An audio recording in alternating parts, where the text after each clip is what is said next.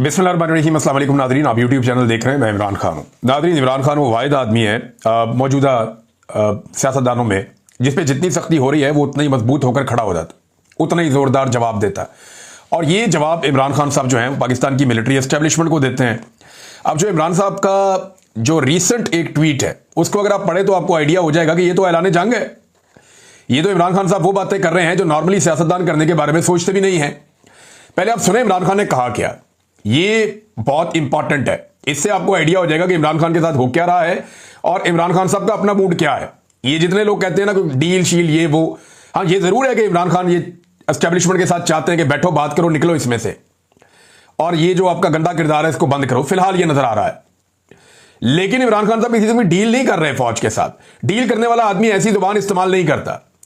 ये जो लोग कहते हैं ना कि फौज की इमरान खान साहब दोबारा जाके गोद में बैठना चाहते हैं, या जो लोग इस तरह की बातें करते हैं कि जनाब इमरान खान साहब ये चाहते हैं कि फौज उन्हें दोबारा से इक्तदार के अंदर ले आए और उन्हें वही वाली सहूलत मिल जाए जैसी उनको माजी में थी, तो ये नहीं है, ये बात ही नहीं है। उसकी वजह ये स्टेटमेंट है। इस तरह की स्टेटमेंट देने वाला आदमी कभी भी दोबारा, ऐसा नहीं है कि वो फौज से सहूलतकारी चाह रहा हो। ये स्टेटमेंट वो आदमी देता है जो ये चाह रहा हो कि निकलो बीच में से, यानी मेरा मुल्क है मैं चला लूंगा, भाई हम मुल्क के मालिक हैं, तुम जबरदस्ती आके तुमने हर चीज पे कब्जा किया हो। तो ये इस तरह की सोच वाला आदमी ये बात कर सकता है। अब जरा ये देखें आप, पाकिस्तान में इस वक्त मार्शल लॉ नहीं आसिम लॉ नाफिज है। ये डील करने वाला बंदा ये बात करता है। इमरान खान साहब के अपने ट्विटर हैंडल से ये लिखा गया है, मुल्क में आसिम मुनीर का कानून चल रहा है और आईएसआई उसे तहफ्फुज़ दे रही है। जो चीज आसिम मुनीर को ताकत देती है वो इस मुल्क का कानून बन जाता है। आसिम मुनीर अपनी ताकत के लिए मुल्क की हर चीज की कुर्बानी देगा। ये आर्मी चीफ फौज की बदनामी करवा रहा है जैसा कि याह्या खान ने किया था। कैटेगोरिकली इमरान खान साहब ने कह दिया कि जो मौजूदा पाकिस्तान का field marshal army chief Asim Munir साहब हैं, इमरान खान साहब ने क्लियर कर दिया कि ये एग्जैक्टली याह्या खान ने जैसे फौज की बदनामी करवाई थी वैसे ये वाला आर्मी चीफ भी फौज की बदनामी करवा रहा है। इस वक्त सेनेट, कौमी असम्बली, वजीर आजम, सदर सब गैर कानूनी है। एक जाली आईनी अदालत बनाकर हमारी नशिस्तें कम की गई हैं, जो तारीख में कभी नहीं हुआ कि एक जमात की नशिस्तें किसी और को दे दी जाए। वो आईनी अदालतें जिनमें इंसाफ मिलना चाहिए था, आज वहां आसिम मुनीर ने अपने जाती नौकर बिठा रखे हैं। सिकंदर सुल्तान राजा ने तारीखी इलेक्शन फ्रॉड किया है और उसे तौसीह देकर इस धांधली को तहफ्फुज दिया गया। इस्लामाबाद हाई कोर्ट के जज 7 माह से मेरी अपीलें नहीं सुन रहा क्योंकि इसे भी हदायत आसिम मुनीर से मिल रही हैं। इस वक्त मुल्क में आसिम मुनीर का कानून है जैसे पाकिस्तान इसकी जाती मलकियत हो। मुल्क में अदलिया इदारे और जमहूरियत को मुनज़्ज़म तरीके से तबाह किया गया है। मिलिट्री कोर्ट्स को कानूनी करार दिया गया और यह इकदाम दरअसल अदलिया की जानिब से खुद अपने ऊपर अदम एतमाद है। मेरी अहलिया बुशरा बीबी को बतौर हथियार इस्तेमाल करके मुझे तोड़ने की कोशिश की जा रही है, लेकिन मैं ये वाजे कर दूं, मैं मर जाऊंगा मगर कभी आसिम मुनीर की बादशाहत को तस्लीम नहीं करूंगा। मामला आसिम मुनीर का और इमरान खान का है जो इस ट्वीट से साबित हो रहा है। और ये मैं पहले भी कई दफा कह चुका हूं, हम ऑफ द रिकॉर्ड भी साफी आपस में बात करते हैं तो बात ये करते हैं कि एक आसिम मुनीर है, एक इमरान खान है, एक पाकिस्तान का सबसे बड़ा लीडर है और एक पाकिस्तान के सबसे ताकतवर ओहदे पे बैठा हुआ शख्स है। तो लड़ाई इनके बीच में चल रही है। ये बाकी सारे तो भेड़ बकरियां हैं बीच में, ये बाकी सारे तो लटरम पटरम है ना। नवाज शरीफ कुछ बेचता है ना असली जरदारी के पल्ले कख है। शहबाज शरीफ तो वैसे ही इमरान खान ने अर्दली है। मरियम नवाज ना 3 में ना 13 में, बिलावल बेचारा की गिनती भी नहीं आता। तो ये सारे फारिग हैं। लड़ाई असल में आसिम मुनीर और इमरान खान की है। ये इमरान खान साहब ने आज इस ट्वीट के अंदर इसको क्लियर कर दिया। उन्होंने कहा कि मर जाऊंगा मगर कभी आसिम मुनीर की बादशाहत को तस्लीम नहीं करूंगा। ये एक कब्जा ग्रुप है जिसने मुल्क पर जबरदस्ती कब्जा कर रखा है। इस वक्त पाकिस्तान में डाकू डफर अलायंस मुकम्मल तौर पर काबिज है। 26वीं तरमीम से जजों की खुद मुख्तारी मुकम्मल तौर पर खत्म कर दी गई है। जजेस के अहकामात की कोई औकात नहीं रह गई। एक पुलिस वाला भी जज के अहकामात को हवा में उड़ा देता है। आज दौरान कार्रवाई जज साहब ने बाहर गेट पर मुंतजिर मेरी फैमिली को अंदर बुलाने का हुक्म दिया और बारहा कार्रवाई रुकवाई भी, मगर मेरी फैमिली को अंदर नहीं लाया गया। इसका मतलब है कि पुलिस एहलकार के सामने जज के अहकामात की कोई वक़्त नहीं है। हमारा इंसाफ का निज़ाम मुकम्मल तौर पर दफन हो चुका है। मुल्क इस वक्त तबाह होता है जब नाअहल शख्स को उस पर बैठाया जाए, कुर्सी पर बैठाया जाए, मुल्क पर बैठाया जाए। आसिम मुनीर मुल्क और मोहसिन नकवी क्रिकेट संभाल कर बैठ गया है। इनकी अहलियत क्या है? मोहसिन नकवी की वजह से आज हमारी टेस्ट टीम 9वें नंबर पर पहुंच चुकी है। जब इस तरह के नाअहल लोग बिठाए जाएंगे तो खेलों समेत हर शोबे का यही हाल होगा। ऊपर से मोहसिन नकवी साहब के बड़े बड़े स्कैंडल्स मीडिया ला रहा है जनाब, वो बता रहा है कोई कि पीसीबी में इतना पैसा उड़ा दिया, ये फलां जगह पे इतना पैसा उड़ा दिया, इनके खर्चों पे अल्ले तलल्लों पे इतना पैसा लग गया, फलां फलां होटलों में जाके ठहरते रहे, वहां इतना पैसा लग गया। तो जो बंदे मिलियन बिलियन में पाकिस्तानियों को पढ़ते हैं उन्होंने देखे पाकिस्तान का हाल क्या कर दिया।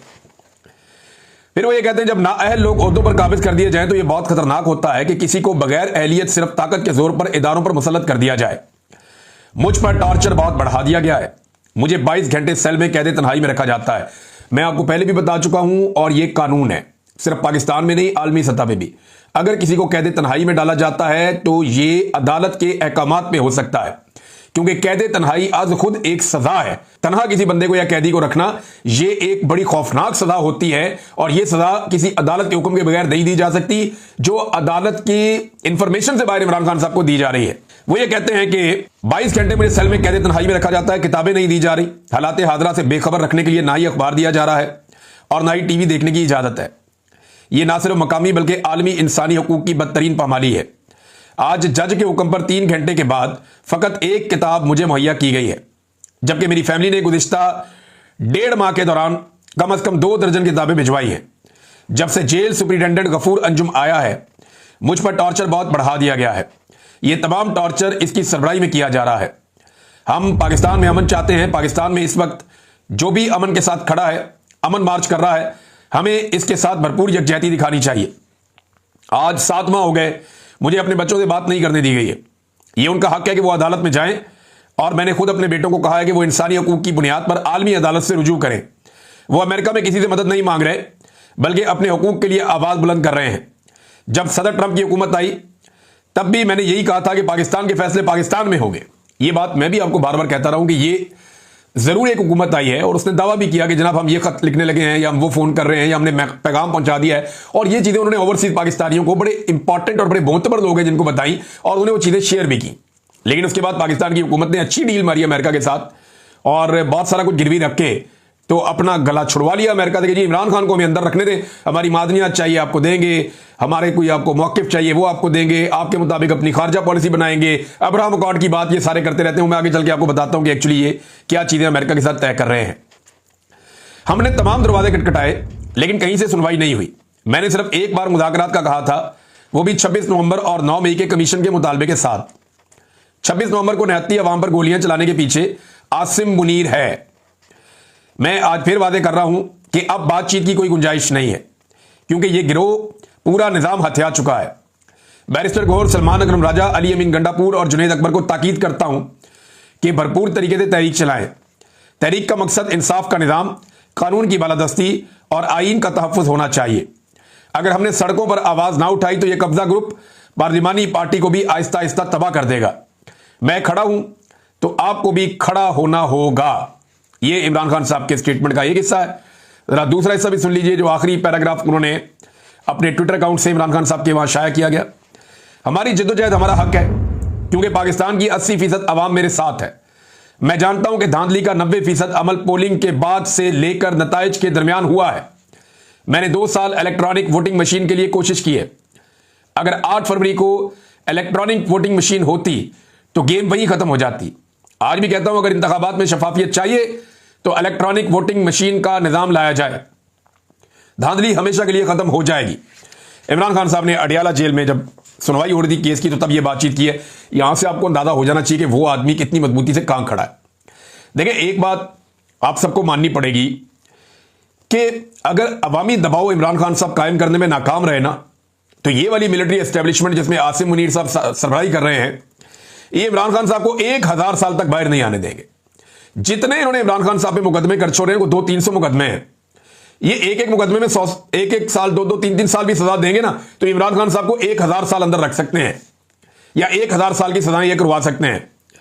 जितने भी मुकदमे इमरान खान साहब के ऊपर किए गए हैं, 26वीं आईनी तरमीम से पहले मुझे भी और पाकिस्तानियों को भी कुछ उम्मीद थी इस निजाम के अंदर कि इंसाफ मिलने की सूरत में इमरान खान साहब बाहर आ जाएंगे।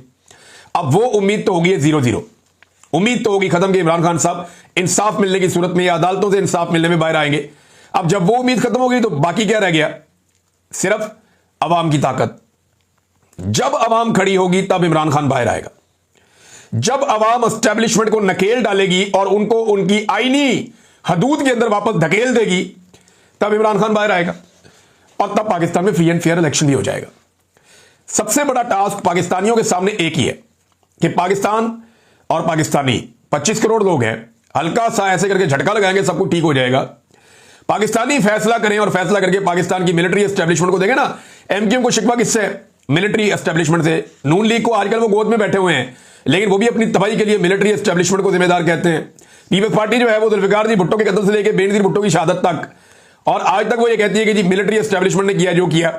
बादशाह खान से लेकर आज तक एएनपी मिलिट्री एस्टेब्लिशमेंट को सारे मसाइल का जिम्मेदार समझती है। ये सिर्फ मौलवियों की थोड़ी बहुत जमातें अगर आप बीच में से निकाल दें तो बाकी सारे तो एस्टेब्लिशमेंट के खिलाफ हैं। जितनी अवामी पॉलिटिकल पार्टीज हैं पाकिस्तान में बड़ी, पीटीआई समेत, ये सारे तो एंटी एस्टेब्लिशमेंट है। अंदर से तो इनके अंदर ये सोच है कि इन्होंने हमें तबाह किया, यहां तक पहुंचा दिया है। आज सियासतदान की पाकिस्तान में इज्जत कोई नहीं है, सिर्फ एक ही इदारा है जो डंडे के साथ पूरे मुल्क को चला रहा है। तो ये जो एस्टेब्लिशमेंट है इसको अवाम एक दफा फैसला करे और इसको दीवार के साथ लगा के इसकी आईनी हुदूद में भेज दे तो याद रखिएगा पाकिस्तान चल जाएगा, फिर इमरान खान भी छूट जाएगा, वरना नहीं। और इस वक्त मैं आपको बताता हूं अभी क्या हो रहा है। इस वक्त 27वीं आईनी तरमीम पर बहुत तेजी से काम हो रहा है। मेरे सोर्स ने मुझे जो इंफॉर्मेशन दी उसके मुताबिक ये धड़ाधड़ उसके अंदर चीजें तब्दील कर रहे हैं और बहुत सारे ऐसे मामलात जो माजी में फौज के पूरी तरह से कंट्रोल में नहीं रहे या एस्टेब्लिशमेंट की गिरफ्त कहीं पे किसी जगह पे कोई नरम थी, तो वो पूरी गिरफ्त में लेने के लिए एक शिकंजा कसा जा रहा है 27वीं आईनी तरमीम के जरिए से। जो एक कानूनी दिमाग है उन्हें बिठाया गया है। हुकूमत को इसकी अली बे का भी नहीं पता, ना नवाज शरीफ को पता है, ना जरदारी को पता है, ना बिलावल मरियम, कोई नहीं। शहबाज शरीफ तो वैसे ही नहीं बेचारा, ये इनको पता ही कुछ नहीं है कि 27वीं आईनी तरमीम का ड्राफ्ट कहां तैयार हो रहा है और उस ड्राफ्ट के अंदर कौन सी नई चीजें शामिल हो रही हैं, कौन कौन से आइन और कानून की धज्जियां उसके अंदर उड़ा दी जाएंगी, कौन कौन सी चीजें तब्दील कर दी जाएंगी 27वीं आईनी तरमीम में, ये इनको कुछ पता नहीं है।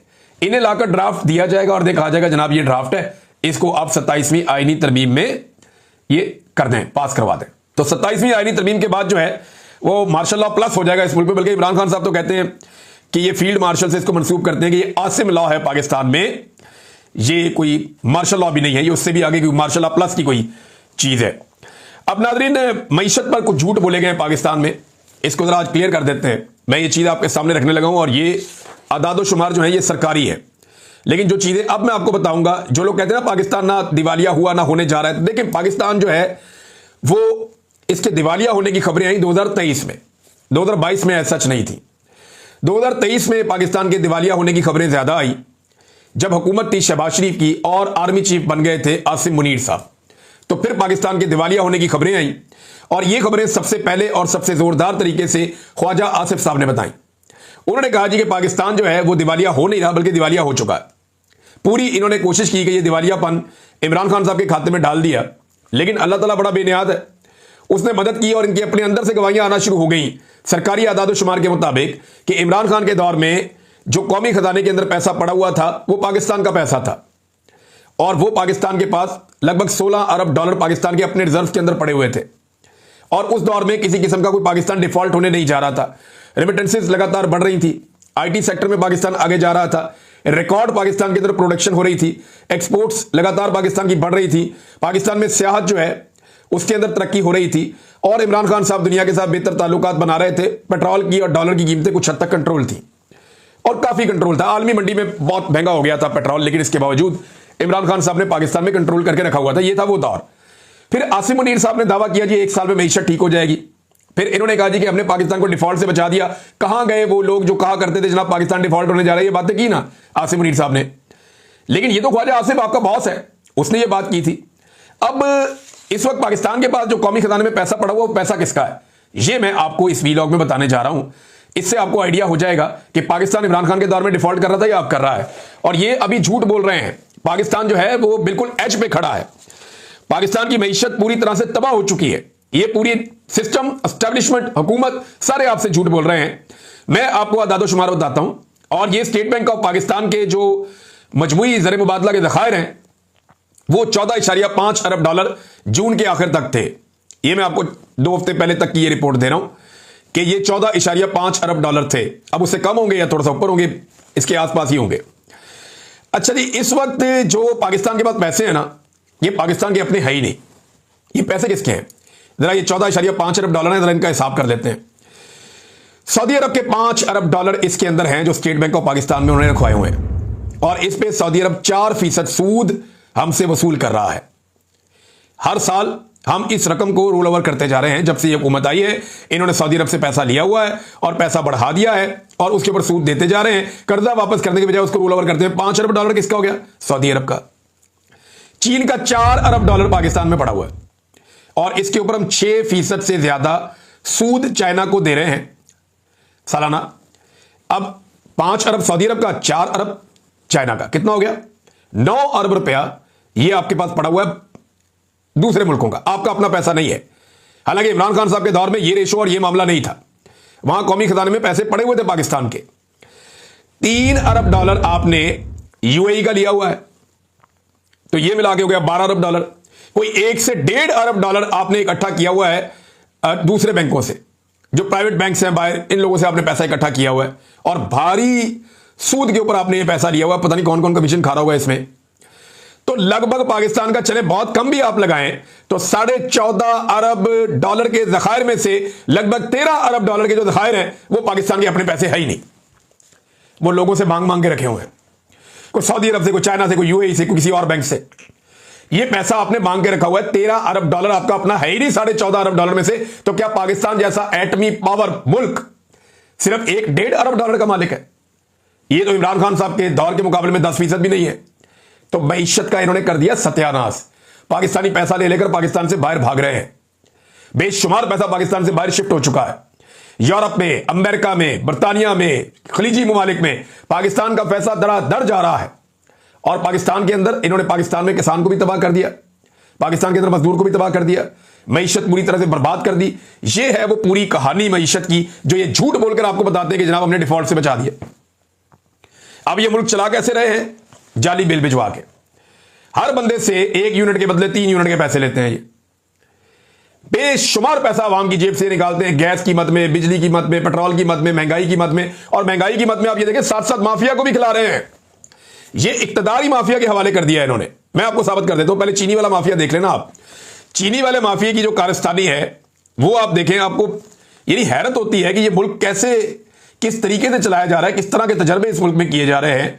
अगर चीनी का मामला देखें तो पहले जनाब चीनी एक्सपोर्ट कर दी और कहा गया जी चीनी बहुत ज्यादा होगी, हम एक्सपोर्ट कर रहे हैं, बाहर भेज देते हैं। अब कहते हैं चीनी कम हो गई इसलिए चीनी की कीमत 205 रुपए किलो होगी, अब चीनी बाहर से मंगवा लेते हैं। और इस बीच में जो माफिया है उसने चीनी स्टोर करके अवाम की जेबों पे बेशुमार डाका डाल दिया। अरबों रुपए उन्होंने अवाम की जेब से निकाल लिया। और फिर फाइनली क्या कर रहे हैं? चीनी को मंगवा रहे हैं नवंबर में, जिस वक्त किसान ने अपना गन्ना बेचना है। जब नवंबर में चीनी आएगी, माफिया उस चीनी के साथ खेलेगा और किसान का गन्ना जो है वो टके टुकड़ी हो जाएगा।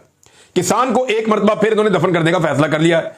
और साथ ही अगर आप देखें कि इस वक्त तेल के साथ क्या हो रहा, आलमी मंडी में लगातार जो तेल है, ये खाने के तेल की बात कर रहा हूं मैं, कुकिंग ऑयल, इसकी प्राइस आलमी मंडी में लगातार नीचे जा रही है, हत्ता कि 24% तक नीचे चली गई है। लेकिन पाकिस्तान में यह कीमत नीचे नहीं जा रही। पाकिस्तान में यह कीमत 4.5% तक मजीद बढ़ गई है। 24% ये लगा लें, 5% वो लगा लें, लगभग 30% का पाकिस्तानियों को चूना लग रहा है। अब ये 30% का चूना कितना है जरा आप ये देख लेंगे। सार्फिन से 1 लीटर के ऊपर 150 रुपए से 170 रुपए इजाफी वसूल किए जा रहे हैं। आप जो भी घी या ये कुकिंग ऑयल खरीदते हैं, आपको इसके ऊपर इजाफी पैसे पे करने पड़ते हैं, फी किलो के ऊपर या फी लीटर के ऊपर 150 से 170 रुपए। ये जनाब पाकिस्तान के साथ माफिया ने कंट्रोल किया हुआ है पूरे के पूरे मुल्क को। और इनकी सोच कैसी है? अजीबोगरीबी सोच है।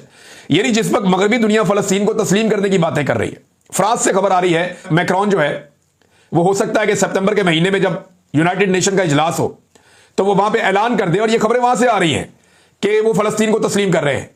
जब दुनिया गजा के मसाइल के ऊपर परेशान है, उस वक्त पाकिस्तान के वुज़रा जो हैं वो बड़ी ढिठाई के साथ टीवी चैनल्स के ऊपर बैठकर अब्राहम अकॉर्ड के बारे में गर्दाने कर रहे हैं। अब अब्राहम अकॉर्ड क्या है? मैं आपको पहले भी बता चुका हूं कि अब्राहम अकॉर्ड का मतलब है कि इसराइल को तस्लीम करना। अंदाजा कीजिए आप, दुनिया को फलस्तीन की फिक्र है, दुनिया को गजा के शहरियों की फिक्र है, और पाकिस्तान को अब्राहम अकॉर्ड की फिक्र है। फिर जैसे ही आप वादे करके आएंगे तो फिर वैसे ही आपको काम करने पड़ेंगे। अब तक के लिए इतनी, अपना ख्याल रखिएगा, अपने चैनल का भी। अल्लाह हाफ़िज़।